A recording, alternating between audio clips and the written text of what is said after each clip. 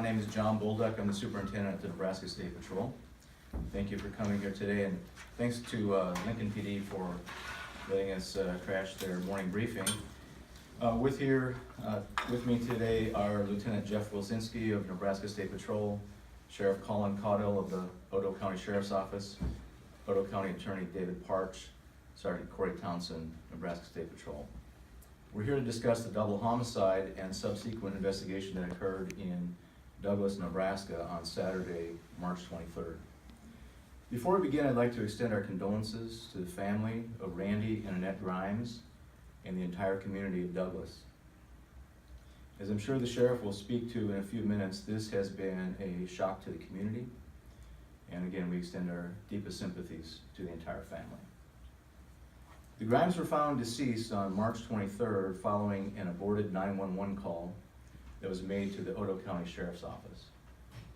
Investigators were quickly able to determine that a suspect believed to be responsible for these murders as Brindar Jangir of Sioux City, Iowa. He had previously been in a relationship with the Grimes' daughter. Over the course of the next week, law enforcement agencies from across the country worked together to find Mr. Jangir. Lieutenant Wilczynski will walk us through some of the timelines. On Saturday afternoon, Jangir was apprehended by the U.S. Border Patrol agents while he was attempting to re-enter the country from Mexico at a pedestrian border crossing in San Diego County. The arrest would not have been possible without the collaboration of our law enforcement partners here in Nebraska, as well as many agencies around the country. I'd like to thank members of the public who have given us a number of tips regarding this case, members of the law enforcement community across the country, including agencies as far away as Texas, California, and Tennessee, who have helped us field calls and provided information that has led to this arrest. This teamwork by state, local, and federal agencies has brought about the arrest of the suspect in this case. And we'll talk about some of the elements of that investigation. This is still very much an active investigation. There's a lot of work to be done.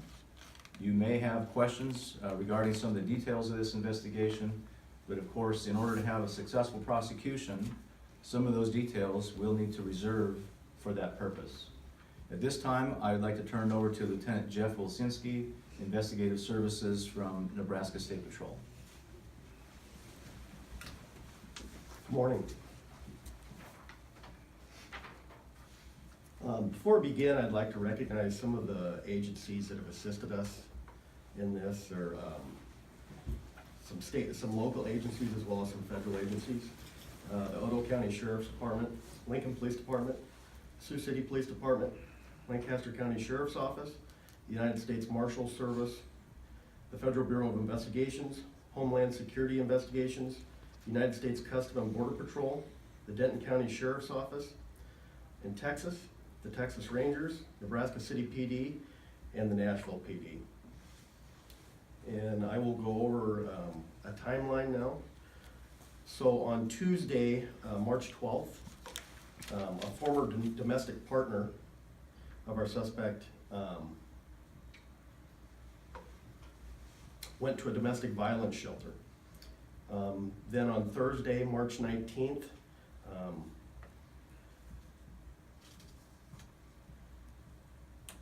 Mr. Jangir was served with a protection order. Then Friday, March 24th, Mr. Jangir, we believe, attempted to purchase a shotgun. Then on Saturday, March 23rd, between the hours of 3 in the morning and 8 in the morning, we believe Mr. Jangir obtained a shotgun from Lincoln, as well as a sword, or a small sword or a dagger. Then at about 5:50 that morning, there was a 911 call come into Otoe County Sheriff's Department 911 Center. It's a very short call. It was a call from 100 Otoe Street in Douglas, Nebraska. At 6:08, the first Otoe County deputy was on scene. When he arrived on scene, he found two bodies, that being of Annette and Randall Grimes, a shotgun, and a small sword. At 10 o'clock, our first investigator from the Nebraska State Patrol arrived at the scene, and then the entire criminal investigative team arrived at about noon. That team consisted of 6 investigators, as well as Sergeant Townsend and myself. Also, there were some NSP patrol units, as well as Otoe County deputies there that helped us secure the scene. We began processing the scene, and at that point, we began learning some of the elements that I talked about earlier, and we began looking for Mr. Jangir with the help of the U.S. Marshals. Then Sunday, March 24th, we learned that Mr. Jangir acquired another vehicle. His initial vehicle was a 2008 red Honda that we had put out initially. We then learned that in Texas he acquired a 2006 black BMW with Texas plates.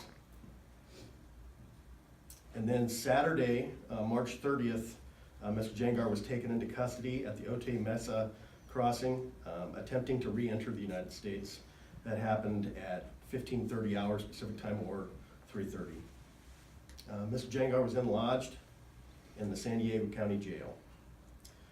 Then Sunday, yesterday,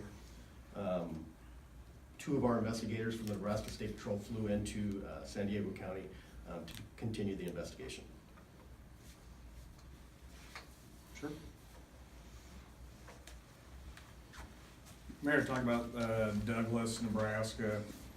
Like most small communities across Nebraska, Douglas is a tightly knit community where everybody knows everybody, and typically by first name. So this has been a shock to the community and the surrounding communities. I think the people are a little more at ease now because of the capture of Brindar.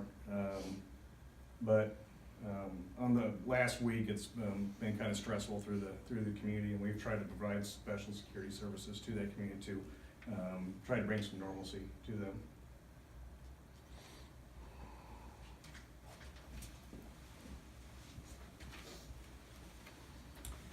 David Parch, Otoe County Attorney. Just want to emphasize, can't stress enough how impressed I have been with law enforcement agencies involved in this investigation and their capture of the suspect in a timely manner. So we're excited to report that they've done a wonderful job in this investigation to this point. As indicated, there's a lot of work yet to be done. On file in Otoe County Court is a complaint charging the suspect with 2 counts of first-degree murder, as well as 2 counts of use of a firearm to commit a felony.